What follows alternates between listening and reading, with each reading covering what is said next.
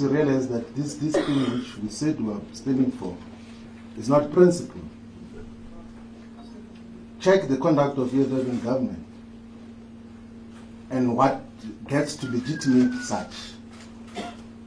That was the best decision ever. And everyone that we spoke to, it's like they were to criminalize it. We say, I will never trust a person who knew that the deputy president is leaving.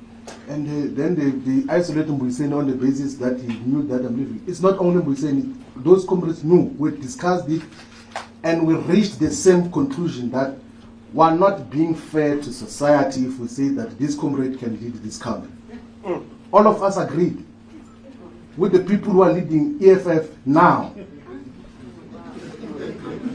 That is basically, that is the reality of the situation. The people who are leading EFF now, all of us were unanimous.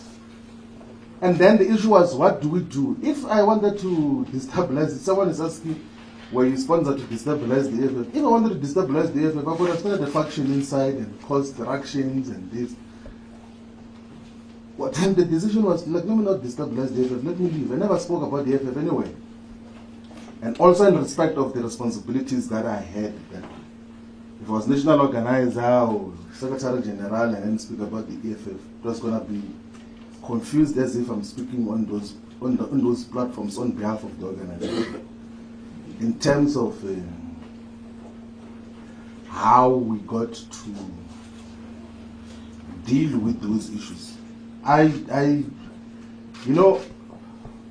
Part of, although there were dynamics, like part of the things which I used to appreciate about the EFF was that I knew that foundationally I came with the idea of funding the EFF. It's true. One of the things that used to give me a lot of joy was to see a lot of people whose lives would change employed by the EFF as councillors, as members of parliament, as staff members, build homes for their parents, buy cars and everything else. I was like, I can't be part of destabilizing an organization that, at least from that point of view, is giving people sustainable livelihoods. That I will never do. I will never be engaged in such an activity. It's not in my character. I don't get involved in factionalism. I'm not, in the 10 years of the EFF, I've never sat in a meeting of a faction. But factions will sit even when we're going to the Congress that elected Marshall for the first time. They came with a list proposing someone else as Secretary General, and I said, no, Marshall is going to be SG, and he became SG. I didn't sit in a meeting. I just rejected the decision of a faction in terms of not once, not in MK, not once did I ever sit in a factional meeting. In MK, not once did I speak to President Zuma about me being Secretary General or National Organizer or anything. Not once did I go and speak to President Zuma and say, please don't remove me as SG here, I'm the best and everything else there. I said, people can tell lies, you can take decisions on whatever I want to take decision on. It's not my character. I don't get involved in factionalism.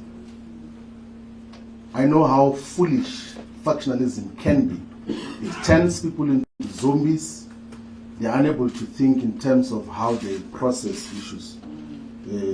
And there is no one who can come out and say that I was in a meeting with Floyd to discuss names of people in a political party. I don't get involved in such discussions of factionalism. The ultimate agenda for all progressive black political parties is that they have to unite behind a common vision, an agenda. I think we all agree that if you were to isolate black people, whether they come from the black consciousness, political view, or Pan-Africanist, or economic freedom in our lifetime, or Charterist, or those who believe in MK and all other organizations, if you were to isolate black people and say just what do we need as the top priority issues for black people that have to be done in this country, we're going to come out with the same things. The people of South Africa, in terms of aspirations and interests, are not divided. The people of South Africa need jobs. They need stable and healthy environments. They need a society that is free of crime and corruption. They want land. They need to live. They want to have access to quality education.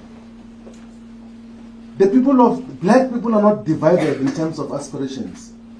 But for narrow political purposes, we get to be divided. That is why we will be going to the people to ask, do we form a political party? If the advice is no, we will be able to accept that guidance in terms of what happens. So the